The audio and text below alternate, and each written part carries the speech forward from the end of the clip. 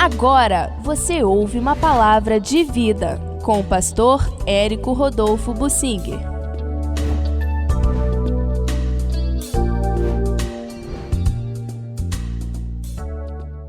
O rei Joás começou a reinar com 7 anos de idade e fez coisas boas. Vamos procurar lembrar um pouquinho dessa história.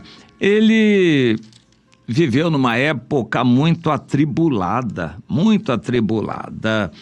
O pai dele foi morto, não era grande coisa, estava aparentado com a casa de Acabe, onde a Jezabel mandava, era uma mulher sacerdotisa de Satanás, seguia o Baal e implantava em todo Israel a religião do Baal, adoração a esse demônio que se intitulava Deus. E o Senhor levantou o Jeú com motivações humanas violentas, um capitão que deu um golpe de estado e tomou o reino em Israel, mas de quebra ele matou o Acasias, que já era aparentado com a casa de Acabe também. Por ocasião daquela situação, a mãe do Acasias resolveu aproveitar a oportunidade e matar todos os parentes do sexo masculino que poderiam almejar o trono. E ela reinou sozinha em Judá por 6 anos. Foi um estrago. Mulheres na Bíblia não eram chamadas para governar.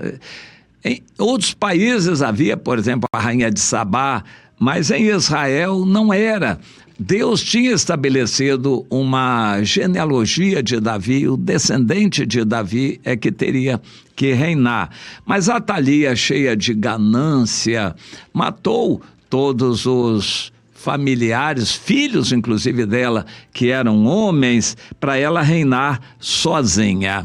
Mas com 6 anos ela fez tanto estrago no país que o povo se enojou dela e facilitou uma revolta liderada pelo sumo sacerdote Joiada, que não aguentava mais aquilo e foi surpreendido pela unanimidade do povo. O povo estava unânime, insatisfeito com aquela mulher, com vontade de derrubar aquela mulher.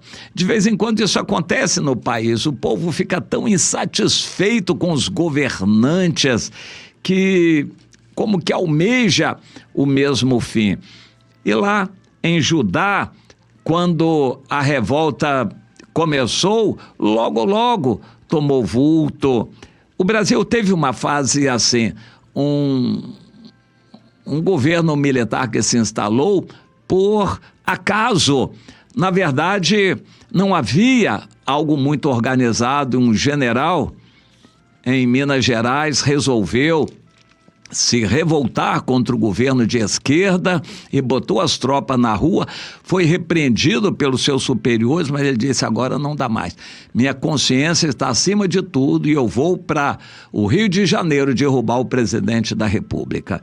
E foi dessa maneira que começou aquela revolução de 1964, que logo ganhou corpo, tomou o Brasil inteiro e se instalou o chamado regime militar, que inicialmente não era para ser tão duradouro, mas acabou sendo. O povo todo apoiou, a maior parte do povo apoiou. Em Judá foi uma situação parecida, só que com mais intensidade ainda. A unanimidade do povo apoiou aquela revolta e o sacerdote Joiada resolveu apresentar para o povo o verdadeiro rei, o filho legítimo do rei Acasias, que tinha sido escondido e estava com 7 anos, mas era o herdeiro do trono. E assim ele foi colocado como rei aos 7 anos de idade. E o tio, que era o sumo sacerdote Joiada, que foi o líder da revolta, estava como conselheiro do rei. Com 7 anos, ele fez boas coisas, porque havia um conselheiro sábio que o orientava. Como é bom a gente ser humilde e não querer ser o tal. A gente sempre depender, se humilhar, buscar conselhos, receber conselhos e praticar aquilo que a gente tem recebido da parte de Deus através dos bons conselheiros, através da palavra de Deus, e com humildade a gente recebe tudo isso, e Deus nos fortalece, nos abençoa e cuida de nós. Foi o que aconteceu. O Joás, com 7 anos, não tinha condições de reinar, mas como houve um bom conselheiro que também agregou outros bons conselheiros, o governo foi bom. O início do governo foi maravilhoso. E enquanto o sacerdote Joiada vivia, o país viveu uma época muito boa de recuperação do estrago feito no passado.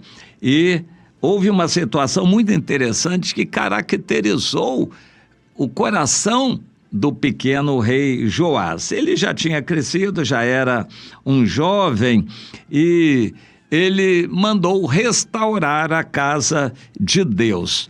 O sumo sacerdote Joiada já estava velho, provavelmente com mais de 100 anos de idade, e não estava animado, não. Para ele que tinha vivido com toda aquela situação do templo, ele não ligava para o templo estar depredado aqui, caído ali. Eles adaptavam algo aqui, outro acolá. Ele não estava muito preocupado com aquilo. Mas o rei Joás, sim, muito novo na idade, animado, ele disse: não, é uma vergonha nós termos um templo assim tão caidinho para o nosso Deus que é tão grande. Nós precisamos fazer uma reforma, melhorar a aparência do templo, e o templo precisa estar todo funcional. Eu gosto de ver essa fase de animação do jovem. Às vezes uma igreja está tão parada e jovens se levantam e começam a agitar aqui, querer fazer aquilo ali, levar o povo para a evangelização, para o monte, para a oração, vigília, buscar o Senhor. Os crentes velhos coçam a cabeça e pensam: já vão arranjar problema para nós aqui, esses jovens, porque os jovens incomodam os velhos acomodados. Foi o que aconteceu.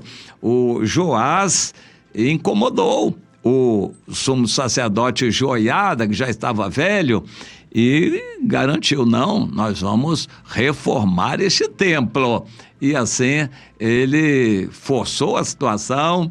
O sacerdote Joiada ainda remancheou, ainda deixou de lado, mas não durou muito. O rei disse: não vamos continuar assim, vamos arrecadar dinheiro do povo. Eu creio que é uma oportunidade maravilhosa que a gente tem de contribuir, cada um, aproveitando que lá atrás, no passado, Moisés estabeleceu um certo tributo por cabeça, cada pessoa dando um meio ciclo, uma quantia pequenininha, mas todos contribuindo. Então nós vamos fazer este apelo para que todos contribuam para fazermos essa reforma do templo. Houve apoio, muita gente contribuiu, não temos aqui registro de que eles estivessem cobrando e fiscalizando a vida das pessoas, quem estava contribuindo. Foi muito espontâneo, fizeram lá o gasofilácio, aquela caixa com um buraco na tampa para as pessoas colocarem ali a sua oferta. E o povo foi ofertando.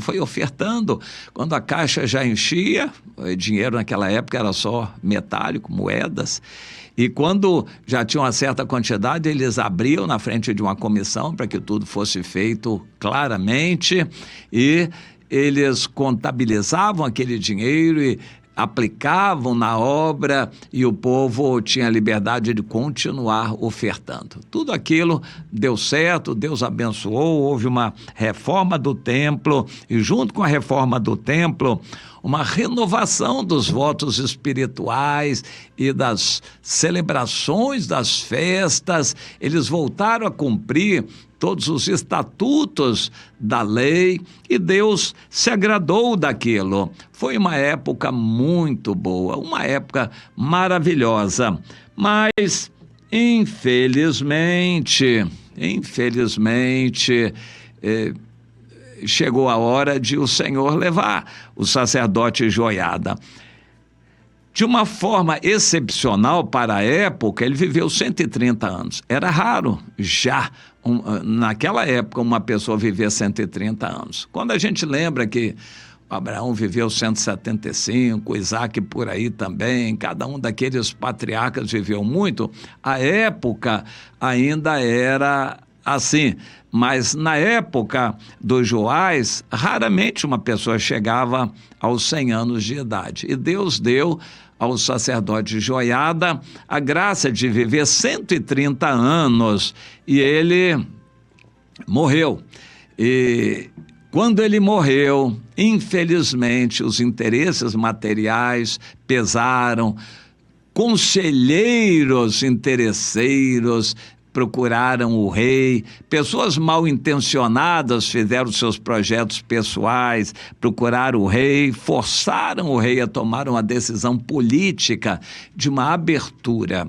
Eles não precisavam ser tão radicais para cumprir totalmente a lei. Eles podiam ser mais liberais, culturais abertos, eles podiam se abrir para outras religiões, para outras culturas emergentes, estar bem com outros povos, e realmente o rei aceitou. Era novo ainda na idade, digamos, ele deveria ter por volta de entre 35 e 40 anos de idade, e aceitou aquela conversa, e foi a queda do país e dele também. Não há limite quando você começa a cair, vai rolando, caindo, não tem limite. O buraco não tem fundo. Você que pensa dar um tempo para a igreja ou se afastar de Deus, dar um tempo, pensa que as coisas vão melhorar, só vão piorar rapidamente. Foi o que aconteceu na época do Joás. Ele achou de dar um tempo e aconteceu que começou a queda e depois eles não acharam mais onde colocar o pé.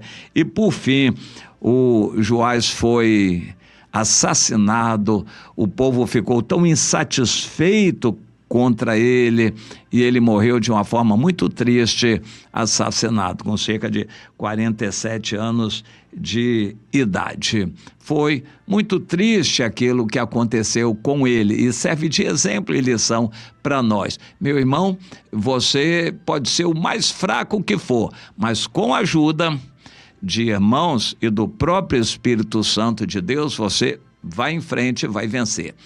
Mas se você se sentir bem, forte, começar a abrir para o mundo, começar a abrir seu coração para as coisas deste mundo, se você começar a gostar muito de televisão e abrir o seu celular para receber o que o mundo traz, você está fazendo algo muito perigoso, porque pode começar aí uma queda, você gostar muito de algo do mundo e você começar a cair. E depois que a pessoa começa a cair, não para mais. O buraco não tem fundo, o poço não tem fundo.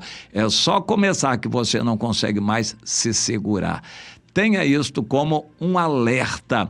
Se você está numa fase difícil de lutas e provas e se acha desanimado, se segure rapidamente em alguém, no Senhor, busque a Deus antes que você comece a rolar e depois não se segura mais. A vida do Joás é um testemunho de que quando ele era criança foi bastante abençoado, o país cresceu, se fortaleceu, mas depois que o sacerdote Joiada morreu, ele se deixou levar por maus conselhos, achou que tudo já estava garantido, o país foi descendo e ele junto com o país, e ele morreu de uma morte muito triste e o país foi definhando também. Muito triste aquela história do Joás, que começou fraco, mas começou bem e Deus o fortaleceu, mas depois quando ele abriu brecha, ele caiu. Quantos crentes estão se desigrejando, desanimados com a igreja, estão desanimados com a vida espiritual, começam a cair. Depois que começam, não param mais.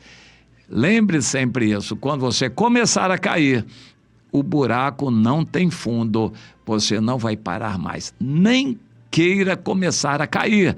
Se segure em quem está ao seu lado, em quem pode ajudar você. Procure alguém espiritual, em quem se apoiar, porque se começar a cair, não se segura mais. É a triste lição que recebemos da história do rei Joás, um rei que nos ensina muito, ensinou e continua ensinando a cada um de nós hoje.